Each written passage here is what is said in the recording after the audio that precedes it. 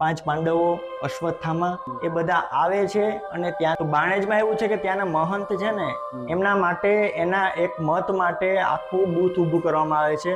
ગિરનાર છે ને ગિરનાર એ હિમાલયના દાદા કહેવાય. અઘોરી સાધુઓ પણ રહે છે, એ ભગવાન શિવ સાથે ડાયરેક્ટલી કનેક્ટેડ છે એ વસ્તુ. ત્યાં એવું કહેવામાં છે કે ત્યાં એટલી ઊંચી ઊંચી વેલો થાય છે ને કે સૂર્યનો પ્રકાશ પણ જંગલમાં પહોંચતો નથી દિવસના. ગીર આમ તો જોઈએ ને અત્યારે તો દિવસે દિવસે ગીરની હાલત થોડીક ખરાબ થતી જાય છે. લોકલ જે સ્થાનિક લોકો છે ને કે જે દીપડાથી જાણકાર છે એ લોકો એવું કહે છે કે દીપડાને ક્યારે પીઠ નહીં બતાવવાની. ગિરનાર તમે ફરવાની દ્રષ્ટિએ ક્યારેય ના જતા. સિંહ અચાનક સામે આવી જાય શું કરો? આની જાહેર થાય.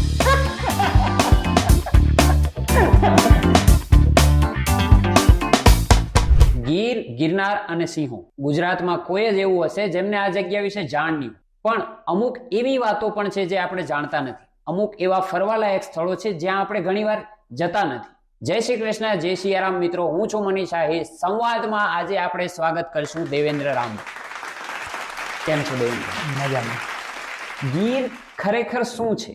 ગીર ખરેખર શું છે એ ત્યાંના માલધારીઓની ભાષામાં કહીએ ને તો ગીર અમારી માં છે. ગીર તો ગીર છે, ઘણી વાર સાંભળ્યું હશે તમે. ગીર અમારું કાળજું છે. વાહ. ફરવાની દ્રષ્ટિએ ગીરમાં કેવા કેવા સ્થળો છે અને શું શું છે? ફરવાની દ્રષ્ટિએ જોઈએ ને તો ખાલી એક જે ગીર નેશનલ પાર્ક છે ને એ ફરવાની દ્રષ્ટિએ આપણે ગણી શકાય. બાકી બીજા લગભગ એક જમજીરનો ધોધ છે જે ઉનાથી નજીકમાં આવે છે, ગીર ગઢડા બાજુ. એટલે ફરવાની દ્રષ્ટિએ જોઈએ ને તો બહુ ઓછા સ્થળો છે, પણ આમ જોઈએ ને તો ધાર્મિક સ્થળો ઘણા બધા છે, ધાર્મિક મંદિરો ઘણા બધા છે. જેમ કે તુલસી શ્યામ છે, પછી બાણેજ છે જ્યાં મહાદેવનું મંદિર છે, પછી કનકાઈ માતાજીનું મંદિર છે. ગીરમાં જે બાણેજ છે ને બાણેજ, તો બાણેજમાં એવું છે કે ત્યાંના મહંત છે ને એમના માટે એના એક મત માટે આખું બૂથ ઊભું કરવામાં આવે છે. અને એ એક બોલિવૂડની ફિલ્મમાં પણ બતાવવામાં આવ્યું હતું કે ગીર સોમનાથમાં એક એવી જગ્યા છે કે જ્યાં એક મત માટે આખું બૂથ ઊભું કરવામાં આવે છે. તો આવું ઘણું બધું છે. એમાં એક તુલસી શ્યામ છે. તો તુલસી શ્યામની આખી કથા એવી છે કે વૃંદા નામની એક સ્ત્રી હતી કે જેમનો પતિ જાલંધર કરીને હતો. જાલંધર નો થોડોક ત્રાસ બીજી રીતે વધતો જતો હતો કે દેવોને નુકસાન કરવું ને હેરાન કરવાને એવી રીતે. એવી એક લોકવાયકા છે. તુલસી શ્યામનો એવો ઇતિહાસ છે કે જાલંધર નામના એક યોદ્ધાએ દેવોને અફાવ્યા હતા અને એના પર વિષ્ણુએ ખુશ થઈ અને એને વરદાન આપ્યું હતું કે તાર શું જોઈએ છે એમ. એટલે એ દરમિયાન જાલંધરે એવું માંગ્યું હતું કે તમે અને બેન લક્ષ્મી મારા ઘરે નિવાસ કરો. એટલે એ વરદાન એમને આપ્યું, પણ હા તું જ્યારે અધર્મનું આચરણ કરીશ ને ત્યારે હું જતો રહીશ, હું અને લક્ષ્મી જતા રહીશું. એટલે એવી રીતે ચાલુ થયું. અને પછી એમની જે પત્ની છે ને વૃંદા સતી હતા અને એમના રાજ્યમાં ધર્મચક્ર ચાલતું એવું કહેવાતું. એટલે એ દરમિયાન નારદે જ્યારે જાલંધરને એવું કીધું કે તમારી પાસે બધું છે પણ તમારી પાસે એક સ્વરૂપવાન પત્ની નથી. તેમણે વૃંદાનું કીધું તો પણ એ કે સ્વરૂપવાન તો નથી ને એમ. એટલે એમને થોડીક ઈર્ષા થઈ તો કે સ્વરૂપવાન કોણ છે? તો નારદજીએ એવું કીધું, પાર્વતીજીનું નામ લીધું. એટલે એમાં એમનું ટૂંકમાં મતિ બગડી. એટલે મતિ બગડી એટલે વિષ્ણુજી પાછા ફરી ગયા, પાછા જતા રહ્યા. જયારે કીધું ને કે તું અધર્મનું આચરણ કરીશ ને ત્યારે હું જતો રહીશ, વિષ્ણુજી જતા રહ્યા. અને એ દરમિયાન વૃંદાને આવી રીતે સપનું આવ્યું કે કંઈક અમંગળ થવાનું છે. અને ભગવાન વિષ્ણુ આ જે તુલસી શ્યામ જગ્યા છે ત્યાં એક મનોહર ઉદ્યાન હતું, એમાં તપસ્વી તરીકે બેસી ગયા. અને એ દરમિયાન વૃંદા ત્યાંથી પસાર થતી હશે અને વાતચીત થઈ અને એમણે એવું કીધું કે તારો જે પતિ છે જાલંધર એમનું મૃત્યુ થયું છે. એટલે એમને માયનામાં નહોતો આવતો કે શક્ય નથી, તો કે આવી રીતે થયું છે એમ. એટલે પછી એમણે વિષ્ણુએ પોતાની માયાથી નકલી જાલંધરનો ટૂંકમાં એક અવતાર ઉત્પન્ન કર્યો. પછી જાલંધરે સતી વૃંદા સાથે સંભોગ કર્યો અને પછી એને ખબર પડી કે આ નકલી જાલંધર હતો, માયા હતી. એટલે એમણે વિષ્ણુને શાપ આપ્યો કે તમે મારું જે સતીત્વ જોખમમાં મૂક્યું છે, મીટાવ્યું છે તમે, તો હું તમને શાપ આપું છું કે તમારા ધર્મ પત્નીનો કોઈ તપસ્વી દ્વારા અપહરણ થશે કે જે રામાવતારમાં બન્યું હતું. નાસીતા. એટલે પછી આખી ઘટના બની એટલે વિષ્ણુએ એવું કીધું કે હું તને વરદાન આપું છું કે આગળ ભવિષ્યમાં તું તુલસી રૂપે બધા શુભ કાર્યમાં પૂજાઈશ, તને બધા પૂજશે. અને આ જગ્યા જે છે ને એ તુલસી શ્યામ તરીકે ઓળખાશે. આવો એક ઇતિહાસ છે ત્યાંનો.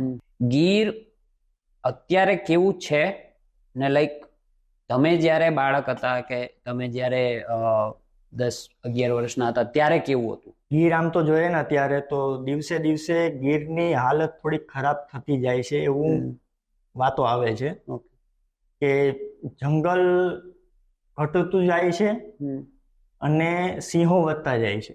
પ્લસ પેલા જેટલા નેસ હતા ને એટલા અત્યારે જે નેહડા કહે ને આપણે ત્યાં જંગલમાં જ રહેવા જે માલધારીઓના નેહડા હતા ને એ પેલાની કમ્પેરિઝનમાં અત્યારે ઓછા છે. એનું શું કારણ? આમ જોઈએ ને તો થોડું ઘણું એ લોકો આરોપ એવો લગાવે છે કે અત્યારે જે ગીરમાં હોટેલો ને રેસ્ટોરન્ટ ને એ ટાઈપના બધું બન્યું છે ને ફાર્મ હાઉસ ને, તો એ લોકોને રાત્રે બધી ડીજે વગાડવાની ને વધારે શોર કરવાની ને એવી પરમિશન આપવામાં આવે છે, જે હકીકતમાં પ્રોહિબિટેડ છે. એમાં એને પરમિશન આપવામાં આવે છે, પણ ગીરના માલધારીઓને એક પાકું મકાન બનાવવું હોય ને એમની જગ્યાએ તો એને પરમિશન આપવામાં આવતી નથી. એટલે એ લોકો આવા અવારનવાર એવો આરોપ લગાવતા હોય એવી વાતો આવતી હોય છે. ગીરમાં એ દ્રષ્ટિએ જોઈએ ને તો નેહડા ઘટતા જાય છે ને હકીકતમાં એ થવું ના જોઈએ, કારણ કે ગીરના જે માલધારીઓ છે ને એ હકીકતમાં ગીરના સિંહોના મિત્ર કહેવાય. એકબીજાના આમ તો મિત્ર કહેવાય, કારણ કે ગીરના માલધારીઓને કોઈ પણ માનો કે ગાય હોય કે ભેંસ હોય, એ કદાચ સિંહ એનું મારણ કરી નાખે ને તો એ ક્યારે વેરની ભાવના નથી રાખતો. ત્યાંનો માલધારી છે ને એ વેરની ભાવના નથી રાખતો કે એમણે મારું ખોટું કર્યું છે તો હું એનું ખોટું કરીશ. તો પેલા જે નેસ હતા તે ખાસા વધારે હતા, અત્યારે ઓછા થતા જાય છે. શહેરીકરણ એનું કારણ હોય છે? શહેરીકરણ હોઈ શકે, પછી રોજગારી માટે બહાર જવાનું એના લીધે પણ કદાચ હોઈ શકે. બરાબર. તો જે ગીરમાં એશિયાટિક લાયન આપણે જે કહીએ છીએ એ સિંહમાં ને આફ્રિકામાં પણ સિંહ છે, એમાં મુખ્ય આમ તફાવત શું હોય છે? આમ જોઈએ ને તો એશિયાટિક લાયન અને આફ્રિકાના લાયન બંનેનું જન્મ સ્થળ એક જ, આફ્રિકા. ઓકે. એશિયાટિક લાયન આપણે જે અહીંયા છે ને અત્યારે એ મૂળ છે તો આફ્રિકાના જ, સમય સાથે એ લોકો ત્યાંથી સ્થળાંતર કરી ગયા. બરાબર. એશિયાટિક લાયન પેલા પર્શિયા, બલોચિસ્તાન એ બાજુ જોવા મળતા, જ્યાં અત્યારે લુપ્ત થઈ ગયા. અત્યારે ખાલી ભારતમાં એ પણ ગીરમાં અત્યારે જોવા મળે છે. એટલે સિંહોની વસ્તી આમ જોઈએ ને એશિયાટિક લાયનની વસ્તી તો પેલા નવાબના સમયમાં 1900 વખતે નવાબના સમયમાં શિકાર વધુ પડતા થતા ને તો ત્યારે 15 જેટલા સિંહોની વસ્તી રહી ગઈ હતી. જુનાગઢના નવાબે 1900 થી એવું સ્ટાર્ટ કર્યું કે આપણે સિંહોનું રક્ષણ કરવાનું છે, પાછી વસ્તી જે છે ને એમને આગળ વધારવાની, કારણ કે આ લુપ્ત ના થઈ જાય ને એનું ધ્યાન રાખવાનું છે. એટલે આજની તારીખમાં આમ જોઈએ ને તો અત્યારે લગભગ અનઓફિશિયલ આંકડો આમ જોઈએ તો 600 થી 700 જેટલા સિંહ તો અત્યારે થઈ ગયા હશે. એટલે સિંહોની વસ્તી વધી છે. અને આફ્રિકાના સિંહની આપણે વાત કરીએ ને તો આફ્રિકાના સિંહની ઓલ ઓવર વર્લ્ડમાં લગભગ 3000 થી વધારે પણ વસ્તી હોઈ શકે એમની. પછી બંનેનું કમ્પેરિઝન કરીએ તો એશિયાટિક લાયન અને આફ્રિકાનો જે લાયન છે ને એના જે વાળ આવે છે, કેશવાળ આપણે કહીએ છીએ ને, એમાં થોડો ઘણો ફરક જોવા મળે છે. આફ્રિકાના સિંહનું થોડુંક વધારે ઘટાદાર હોય છે અને એશિયાના સિંહ છે ને એનું થોડાક ઓછા વાળ હોય છે ને કાન દેખાતા હોય છે. પછી પેટના ભાગે એશિયાટિક લાયન હોય છે ને એને ફેટ હોય છે, આફ્રિકાના સિંહને ફેટ હોતો નથી. પછી એમની પૂંછડી હોય છે ને એમાં પણ થોડું ઘણું હાઈટમાં જોવા મળે છે, એમની પોતાની શરીરની હાઈટમાં અને લેન્થમાં પણ થોડું ઘણું જોવા મળે છે, અને એના વેઇટમાં પણ થોડું ઘણું જોવા મળે છે. આ તો આંકડાકીય વાતો થઈ. સિંહને ઇમોશનલ વસ્તુ સાથે પણ જોડવામાં આવે છે, તો એ વસ્તુને કઈ રીતે વર્ણવશો કે લાઈક ગીરના સિંહો વિશે શું કહેવા માંગશો તમે? કે જે આપણે અમુક ના કહીએ કે સિંહ જેવો માણસ છે, સિંહ જેવી ત્રાળ પાડે, એ ઇમોશન શું હોય જ્યારે તમે સિંહને જોવો? સિંહને આમ તો હું જ્યાં સુધી મારું નોલેજ છે ને ત્યાં સુધી ગીરના જે લોકો છે ને એમને એટલી રીતે ટેવાઈ ગયા છે ને લોકો એની સાથે કે કદાચ ગીરનો માલધારી પોતાની વાડીએ જતો હોય કે ક્યાંય બીજી જગ્યાએ જતો હોય ને રસ્તામાં સિંહ મળે ને તો એ સાઈડમાંથી સિંહ તરીને જતો રહે અને માલધારી પણ સાઈડમાં ઊભો રહે ઊભો રહી જાય અથવા સાઈડમાંથી તરીને જતો રહે, એકબીજાને નુકસાન પહોંચાડતા નથી. એટલે આ સિંહમાં એક ખાસિયત એવી છે કે જે લોકો એને હેરાન કરતા નથી ને, અને જે લોકો એને મિત્ર માને છે ને, એમની સાથે સારી રીતે રહે છે. અને માનો કે હેરાનગતિ થઈ ગઈ તો, અને સિંહનો નેચર એવો છે કે સિંહને તમે ખોટી રીતે હેરાન કરો ને તો પછી એ મુકતા પણ નથી. રાજા છે ભાઈ, રાજાને કોણ? હા, એટલે જંગલનો રાજા છે. જંગલના રાજાને ટૂંકમાં તમે કોઈ પણ રાજા હોય, તમે એને હેરાન કરો ખોટી રીતે તો એ તો છોડવાનો નથી. સાચી વાત છે. સિંહને બચાવવા માટે અત્યારે ગીરમાં તમે કીધું કે 600 ઉપર સિંહો છે, તો સિંહને બચાવવા માટે કેવા સરકાર કે ફોરેસ્ટ વિભાગ કે પગલા લઈ રહી છે? સિંહને બચાવવા માટે આમ જોઈએ ને, સિંહોની એક તો અત્યારે જે ટેકનોલોજી આવી છે એટલે એ લોકો ટ્રેકિંગ સિસ્ટમ ગોઠવી છે. સિંહોની વસ્તી ગણતરી કરતા હોય ને ત્યારે ટ્રેકિંગ સિસ્ટમથી પણ કરતા હોય છે. પછી અત્યારે લગભગ મેં એવું સાંભળ્યું છે કે એ લોકો જીપીએસ સિસ્ટમ સિંહો સાથે એટેચ કરે છે, એવું લાગે છે કે એનાથી સિંહનું મૂવમેન્ટ ખબર પડે કે હકીકતમાં સિંહો ક્યાં ફરે છે, કેવી રીતે ફરે છે, એ બધું. આમ જોઈએ ને તો ગીરમાં સિંહોની સંખ્યા અત્યારે જે પ્રમાણે છે ને એ આજુબાજુના વિસ્તારોમાં પણ ફેલાઈ ગયા છે. પછી ગીરમાં અત્યારે એક સેન્ચ્યુરી બનાવી છે કે જે બહારથી કોઈ ટુરિઝમ ટૂંકમાં પ્રવાસીઓ આવતા હોય ને એમના માટે, મનોરંજન માટે, કે ભાઈ એને સિંહ વિશે જાણવા મળે, સિંહ જોવા મળે, એવી રીતે એક સેન્ચ્યુરી બનાવવામાં આવી છે. પછી સિંહોનું વેકેશન હોય છે 4 મહિના ચોમાસાના, કે જ્યારે એનો મેટિંગનો સમય હોય છે. અચ્છા. અને સિંહને પસંદ નથી કે જ્યારે એનો મેટિંગનો સમય હોય ને ત્યારે એને કોઈ ખલેલ પહોંચાડે. બિલકુલ. તો એ કારણથી ચોમાસાના 4 મહિના વેકેશન રાખવામાં આવે છે. તો ત્યારે કોઈ પણ ટુરિસ્ટ આવે એના અંદર જવા દેવામાં આવતા નથી. તો ત્યારે નેસના લોકો તો ત્યાં જ રહેશે ને? નેસના લોકોને તો પરમેનન્ટ રેસિડેન્સી ત્યાં છે, એટલે એ લોકો તો પોતાનું જે ભેંસ ચરાવવાનું હોય એમાં પણ કોઈ પેલું નથી કરતા. એમનું તો ઘર જ છે એટલે ત્યાં જ રહેશે. પણ એ લોકો ખોટી રીતે સિંહોને નુકસાન નથી કરતા. અને સિંહો બી ઓળખે છે ને કે ભાઈ અમારી સાથે જ રહેશે આટલા સમયથી. તો એ સમય દરમિયાન કોઈ અગર જાય છે વગર પરમિશને તો સરકાર તો પગલા ઉઠાવે જ, પણ સિંહ કેવી હાલત કરે? એમ તો સિંહોને ખબર નથી હોતી કે મારું વેકેશન ચાલે છે એટલે આ ખોટી રીતે ઘૂસી ગયો છે. પણ સિંહ મેટિંગ દરમિયાન છે ને બહુ આક્રમક હોય છે. હોર્મોનલ. હા, મેટિંગ દરમિયાન બહુ આક્રમક હોય છે. બરાબર. એટલે કદાચ કોઈ વ્યક્તિ જાય અને એ સમય દરમિયાન એ મેટિંગ કરતો હોય તો એને જે ખોટી રીતે કદાચ ખલેલ પહોંચાડવાની કોશિશ કરે તો સિંહ એ આક્રમક અવસ્થામાં નુકસાન પહોંચાડી શકે એ વ્યક્તિને. ના, એ તો સ્વાભાવિક વસ્તુ છે. કોઈના પ્રાઇવેટ ટાઈમમાં તો સિંહ હોય કે માણસ હોય, વોટેવર જે બી હોય. મેં એવું સાંભળ્યું છે કે કદાચ સિંહનું બચ્ચું પણ હોય ને એ એને ખલેલ પહોંચાડે ને તો એને પણ ઈજા પહોંચાડે એ દરમિયાન. બરાબર બરાબર. આ તો વાત થઈ સિંહોની. ગીરમાં ખાલી સિંહ જ નથી, બીજા ઘણા બધા જાનવર છે, તો એ બી જણાવશો જરા? બીજા ઘણા બધા જાનવરમાં જોવા મળે તો નીલગાય છે, હરણ છે, ચિત્તલ છે, પછી સરીસૃપો છે, અમુક પંખીઓ છે, ઘણા બધા છે. અને ગીરમાં આમ જોઈએ ને તો ઘણી બધી તમને જડીબુટીઓ પણ મળી જાય. શું વાત છે? પણ એ આયુર્વેદના જાણકાર હોય ને એમને ખ્યાલ હોય. દીપડાઓ વિશે પણ મેં સાંભળ્યું. દીપડા? હા, દીપડાની પણ વસ્તી વધારે ખરી. દીપડાની અંદાજે આંકડો મને ખબર નથી, પણ એમની વસ્તી વધારે ખરી. દીપડાનો નેચર જોઈએ ને તો દીપડાનો નેચર એવો છે કે એક માણસ તરીકે તમે એમની સામે જાઓ અથવા એ તમારી સામે આવે ને તો તમારે એમને પીઠ નહીં બતાવવાની. કારણ કે દીપડો હંમેશા પાછળથી વાર કરે છે એવું કહેવાય છે. લોકલ જે સ્થાનિક લોકો છે ને કે જે દીપડાથી જાણકાર છે એ લોકો એવું કહે છે કે દીપડાને ક્યારે પીઠ નહીં બતાવવાની. અચ્છા. મોસ્ટલી એ રાતમાં શિકાર કરતા હોય છે, નિશાચર પ્રાણીઓ છે. તો જ્યારે ખેડૂતો ખેતી કરતા હોય છે ત્યારે ક્યારેક ઘટનાઓ બને ખરી? જી.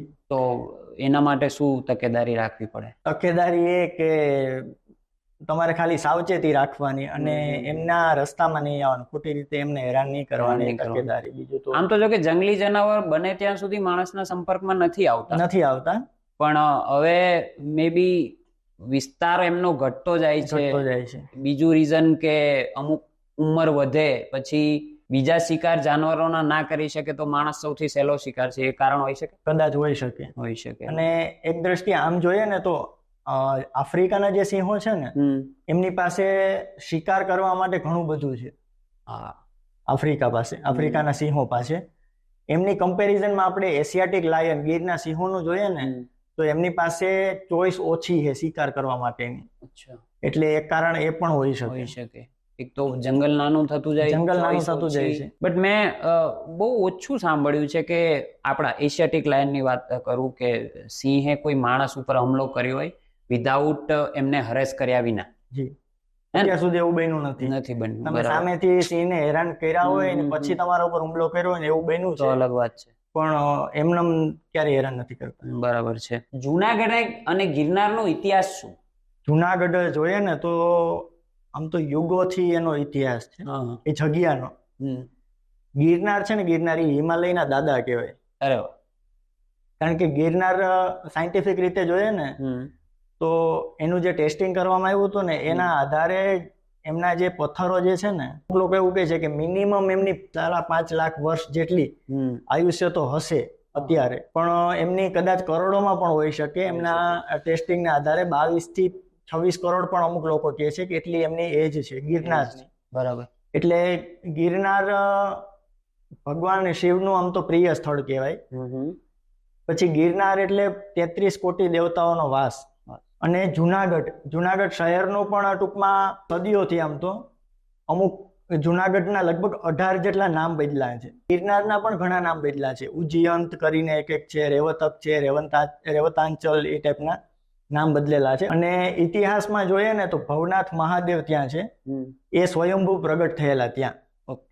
એટલે મેં જે વાંચ્યું ને એ પ્રમાણે હું કહું ને તો ભગવાન મહાદેવની જગ્યા પસંદ આવી હતી તપ કરવા માટે.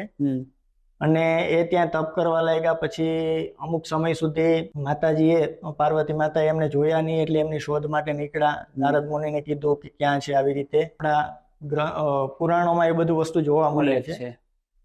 પછી ગિરનારની ગોદમાં જે ભવનાથ કહેવાય છે અત્યારે, ત્યાં લીલી પરિક્રમા થાય છે એક તો ગિરનારમાં.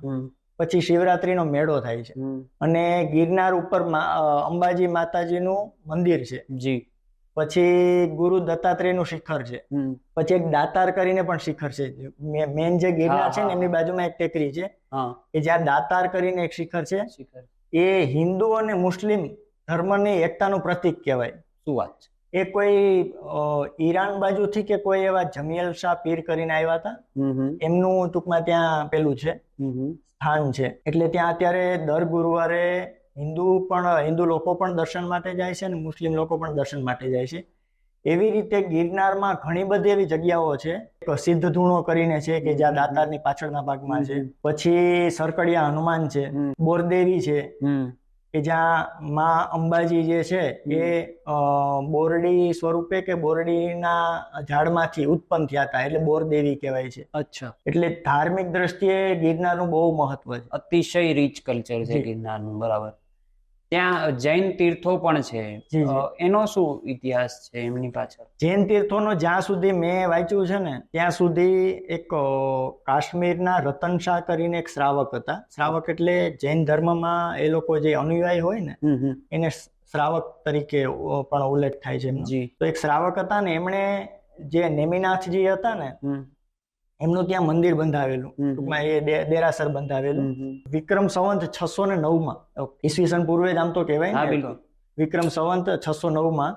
અને એ પછી એમનો જીર્ણોદ્ધાર જ્યારે સિદ્ધરાજ જયસિંહ પાટણના જે મહારાજા હતા, આ સિદ્ધપુર પાટણ કહેવાય ને, સિદ્ધરાજ જયસિંહે જ્યારે જુનાગઢ ઉપર ચડાઈ કરી અને સોરઠ દેશને ટૂંકમાં એ જીત એના ઉપર મેળવીને ત્યાં પોતાની ગાદી સ્થાપી હતી, તો ત્યાં પછી એમણે એક એના પોતાના સુબાને રાખ્યો હતો સૌરાષ્ટ્ર દેશમાં, સજ્જન મંત્રી કરીને.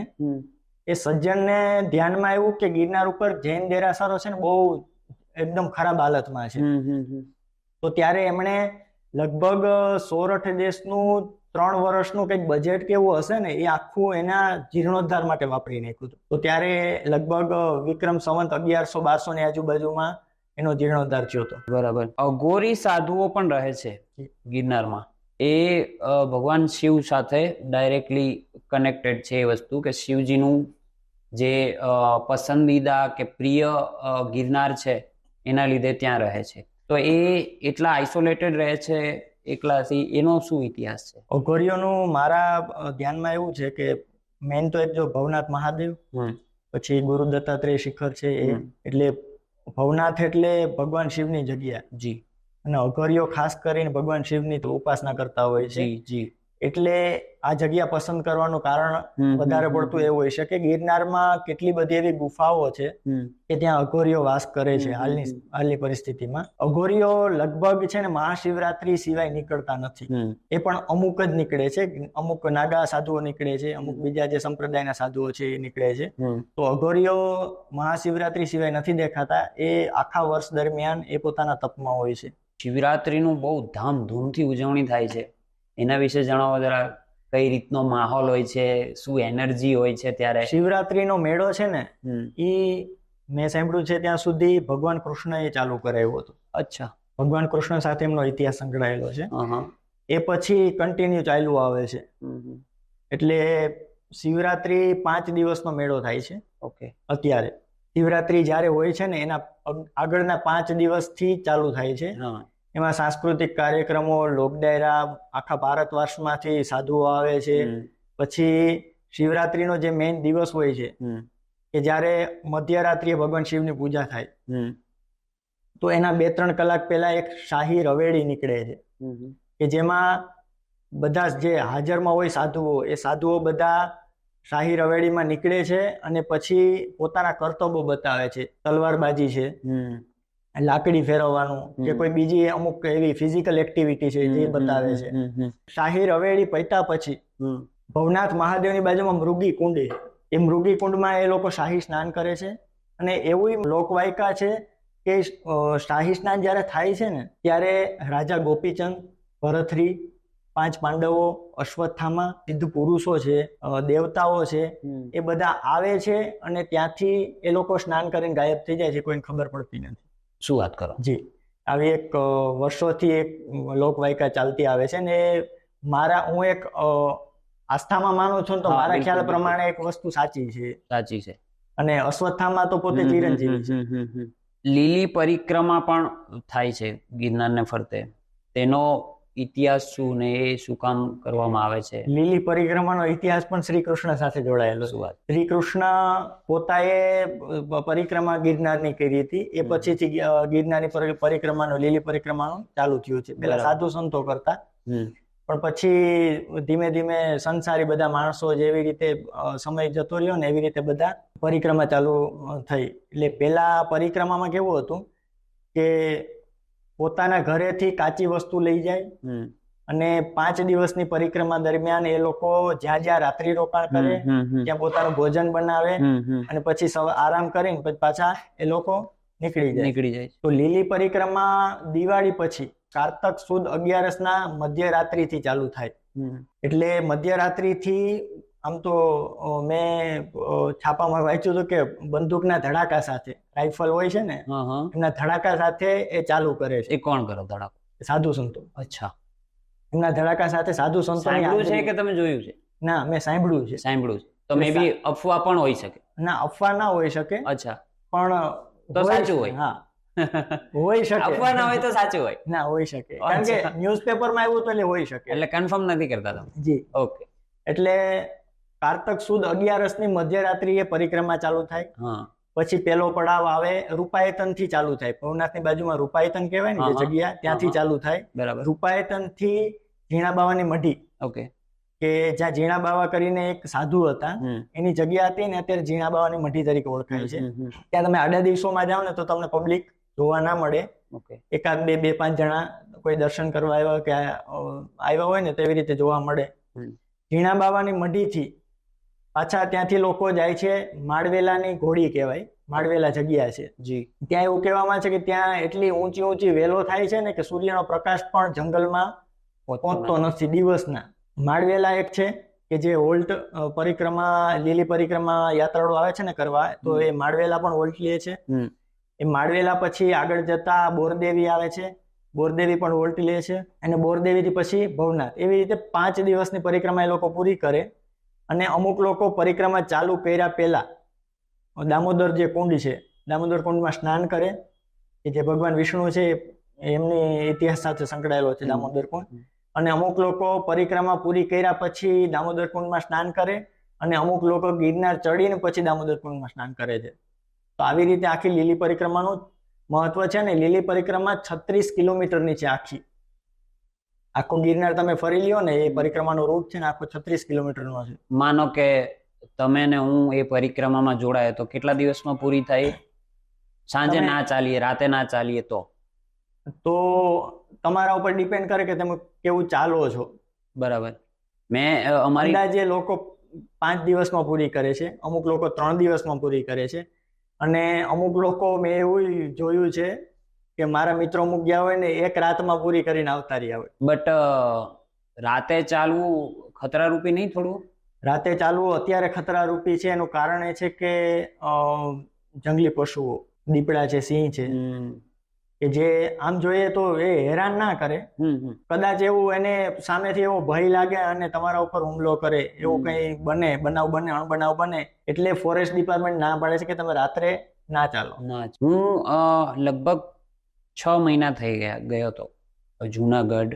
બધું ફર્યા અમે, ગિરનાર, ભવનાથ, પછી રોપવે હમણાં શરૂ થઈ છે તેમાં ગયા. તમને શું લાગે કે કચરો કેટલી હદે ગિરનારને કાં તો જુનાગઢ પ્રોપરને નુકસાન કરી શકે? જુનાગઢમાં ખાસ કરીને ગિરનારમાં આ પ્લાસ્ટિક છે ને, કચરો, એક સળગતો પ્રશ્ન છે. અને ત્યાં સુધી સોલ્વ નહીં થાય જ્યાં સુધી લોકો નહીં સમજે.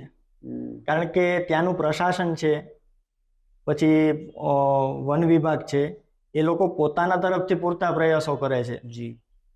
કારણ કે જ્યારે લીલી પરિક્રમા થાય છે ને, તો લીલી પરિક્રમા દરમિયાન એ લોકો વન વિભાગ છે કે પછી કોઈ સામાજિક સંસ્થાઓ છે કે જે યાત્રાળુ આવ્યા હોય ને, એમની પાસેથી પ્લાસ્ટિકના કોઈ પણ વસ્તુઓ હોય ને કે જે એ લોકો ત્યાં ફેંકવાના હોય, પ્લાસ્ટિકની થેલીઓ છે કે એવું કંઈ, તો એ લોકો એમની પાસેથી લઈ એમને કાપડની થેલી આપે છે.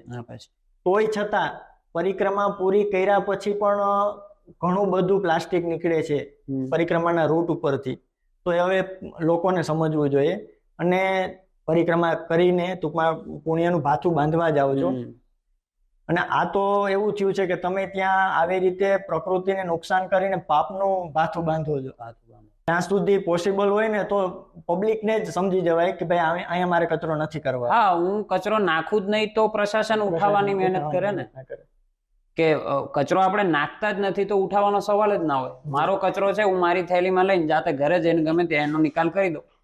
તમારા મતે અમારા દર્શકોને જણાવો કે શું સાવચેતી રાખવી જોઈએ આપણે આપણા આ ભવ્ય વારસાને સાચવવા? જુનાગઢ તમે કીધું, ગીર તમે કીધું, ગીરના સિંહો કીધા, નેસ કીધા, જંગલ કીધું, તો આ બધી વસ્તુને એક પ્રાથમિક વસ્તુ ગણીને આપણે શું સાવચેતી રાખવી જોઈએ? ગિરનાર છે ને, ગિરનાર એક આસ્થાનું કેન્દ્ર છે. ગિરનાર તમે ફરવાની દ્રષ્ટિએ ક્યારેય ના જતા. ગિરનાર તમે ફરવાની દ્રષ્ટિએ ક્યારેય ના જતા. કોઈ એક્ટિવિટી ત્યાં જઈને એવી ના કરતા તમે, કારણ કે એક પવિત્ર ભૂમિ છે કે જ્યાં 33 કોટી દેવતાઓ વાસ કરે છે. અને ત્યાં તમે જઈ અને કોઈ એવી ખોટી એક્ટિવિટી કરો અથવા તમે આવી રીતે કચરો કરો તો એ ટૂંકમાં આમ કહીએ ને તો તમારા કર્મો જ તમને સજા આપે છે. સજા આપે. તમારા ખરાબ કર્મો હોય તો તમને ખરાબ સજા આપે છે. બિલકુલ. અને તમારા સારા કર્મો હોય તો એમનું સારું ફળ મળે છે. અને ખાસ કરીને તમને તો ખબર જ હશે કે ભાગવત ગીતામાં એક શ્લોક છે, કર્મણ્યવાધિકારસ્તે છે. તમે કર્મ કરો, બિલકુલ, પણ તમે એની ફળની આશા ન રાખો. એટલે કર્મ છે ને એ કોઈને છોડતું નથી. એટલે ખાસ કરીને આસ્થાનું કેન્દ્ર જે છે ને ગિરનાર, તો ત્યાં જઈને આ વસ્તુ ના કરવી. અને હું એ પણ કહું છું કે ગીરમાં પણ ક્યારેય ફરવાની દ્રષ્ટિએ ના જવું. લોકોની એ માન્યતા છે કે જ્યારે ભગવાનને એ ચરણ સ્પર્શ કરે, ભગવાન સામે ભક્ત રૂપે આવે, ત્યારે ભગવાનની નજર તેમની પર હોય છે. પણ જ્યારે તે કચરો કરે, ગમે ત્યાં કઈ એવું કામ કરે જેનાથી પ્રકૃતિને નુકસાન થાય, ત્યારે શું ભગવાન નહીં જોતા હોય? જોતા જ હોય ને. તો પછી એટલું તો લોકોને સમજવું જોઈએ કે ભાઈ મારે અહીંયા ના કરાય, ભગવાનની તો કણકણમાં છે ભગવાન. જી, બરાબર. દેવેન્દ્રભાઈ, અમારો એક રેપિડ ફાયર રાઉન્ડ છે જેમાં હું તમને ફટાફટ સવાલ પૂછીશ ને તમારે ફટાફટ જવાબ આપવાના. રેડી? જી. ગીરમાં ગમતું સૌથી પ્રિય સ્થળ? ગિરનાર. ખુદ ગિરનાર, ખુદ ગબ્બર. વાહ. રાતના ફરવું ગમે કે દિવસના ફરવું ગમે? રાતના. સિંહ અચાનક સામે આવી જાય શું કરો? સિંહ અચાનક સામે આવે ને તો હું મારી સ્થિતિમાં ઊભો રહું હા. અને એને એના રસ્તે જવા દઉં. બરાબર. આમ નામ તો ના કરે ને વાર ના ના નુકસાન કરે ના કરે. ના કરે ના કરે. ગિરનાર રોપવે માં જવું ગમે કે ચાલીને? પગપાળા ચાલી પગપાળા. પગપાળા જવાનું થાય તો કોની સાથે જાવ? મનીષ આહિર સાથે. તમને ખબર ને હું ચાલવાનો આળસુ છું, પણ તમારી સાથે આવું તો કરો. ગિરનાર તો ચડું 100%. બિલકુલ બિલકુલ બિલકુલ. તો મિત્રો, આ હતા દેવેન્દ્ર રામભાઈ, જેમણે ગિરનાર અને ગીરના ભવ્ય સિંહોની ભવ્ય વાતો કરી, અદ્ભુત વાતો કરી. પણ આપણી જવાબદારી શું છે, આપણે કઈ રીતે ત્યાં જઈને વર્તન કરવાનું છે, તે પણ આપણને શીખવાડ્યું. તો હવે નેક્સ્ટ ટાઈમ તમે જ્યારે પણ ગિરનાર જાઓ, દર્શન કરવા જાઓ કે જસ્ટ ફરવા જાઓ, કચરો ના કરીએ તેવી ઘરેથી જ પ્રતિજ્ઞા કરીને જજો. ખૂબ જ મજા આવી દેવેન્દ્રભાઈ સાથે વાત કરીને. નેક્સ્ટ એપિસોડમાં મળશું. લાઇક, શેર અને સબસ્ક્રાઇબ કરવાનું ભૂલતા નહીં.